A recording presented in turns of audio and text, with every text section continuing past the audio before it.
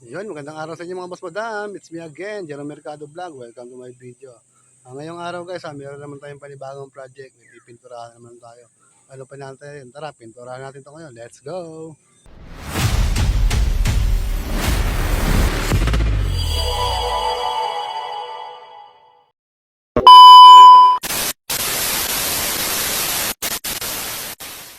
Okay, tara, simulan na natin to. Ito nga pa ng bago natin gagawin. Isuzu Giga 12-wheeler wing ba? Okay, dahil wala tayong kasama, tayo na muna mag-isa ang gagawa rito sa Isuzu Giga 12-wheeler natin yung unit ngayon. Siyempre, pagkatapos natin itong diaryohin natin, siyempre, matik na to. Tayo naman ngayon ay magpa-primer, diba? Dahil wala tayong kasama, kailangan natin makabakal ito, nakapantay ang ating boss. Hindi naman nagbabantay yung boss natin. Wala naman sa atin yan. Mas tayo mag-primer dito, siyempre, ano ang gagawin natin dito?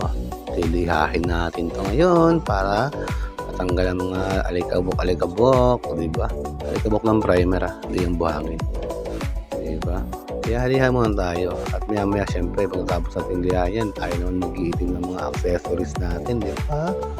Para tayo makapagsanado ng cabin yung diba? Ang kulay nga pala ito guys, ang ginagawa natin guys sa mint green yon. Kulay mint green, ang ganda ng kulay guys, malamig sa mata. Diba? Basta natin siyang itimin, tayo naman ngayon magja-jarry na. Jarryhin na natin to. Tayo magkukulay maya konti. Dahil wala tayong kakampi, walang kakampi. Wala tayong helper ngayon na tayo lang muna ngayon. Solo concert tayo ngayon.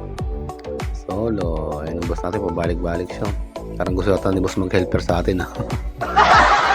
Joke lang boss. Okay, siyempre habang inaantay natin tinitimpla ang kulay, lipat mo tayo sa body. Masilya muna tayo, masilyahin din kasi itong body frame ng buo. Masilya natin buo ngayon yan para sabay-sabay natin ibubugahan yan. Diba naman? Correct, right. Diba? At dahil natimpla na ng ating boss ang ating kulay, syempre ikukulay natin sa ulo yan. Ayun na guys, pinipintura na po natin dito yung main green color. Diba? Ang ganda ng kulay, ang lamig sa mata. Diba? Sa mga oras ito guys, talagang antindi ng pagod natin dito dahil talagang nag-iisa lang tayo. Ayun na, kitang-kita naman sa camera. Ito, sumunod na araw na to. Ito siguro kinabukasan na to. Yan, dumating na yung helper natin sa si Fujiro Shiritaki. Imported yan guys, Japanese din yan. Yes! Diba, pumunta ng Pilipinas para mag-helper dito sa akin, diba? Okay, yes, syempre, tatapot tayo ngayon guys Top coating time na to. Top coating na natin to. May ilang patong na to guys. Sapat 3 patong. Okay na yan guys. Syempre magkapatong pa tayo ng last coating natin dito na top coat para shiny na. Diba? Tapos ito guys, ilipat na tayo ngayon sa body frame. Tignan nyo, yan na. Nagpa-primer na tayo ngayon. Primeran muna natin siya para matanggal ang mga bakat-bakat ng masilya natin. Diba? Pagkatapos ay magkukulay na tayo ngayon ng main green colors. Diba? Tapos ito guys, alam na dito lipat tayo sa chassis naman. Sa ilalim naman tayo, magpipintura niyan. Siguro baka iba nang tumabo sa ito kasi guys, marami tayong gagawin yan. Kulang tayo sa, alam nyo na, sa mga superhero. Kulang ang superhero natin. Pagtapos na ito guys, baka lumipat tayo, iba na siguro maglilinis ito. Diba? Tapos kanyang cabin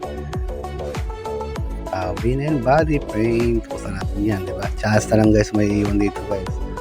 At syempre, alam mo this, lipat muna tayo sa mga kabilang side. Dahil natapos na natin ang cabin at ang body frame, syempre, iba nang papagawin natin ngayon dito guys. Diba? Shiny na, diba? Shiny na. Ilipat tayo sa may panibago na ating unit, diba? Sila na paglilinisin natin dito, yung mga boss natin, diba? Ano guys, lipat na ako sa kabilang unit natin Salamat sa panonood.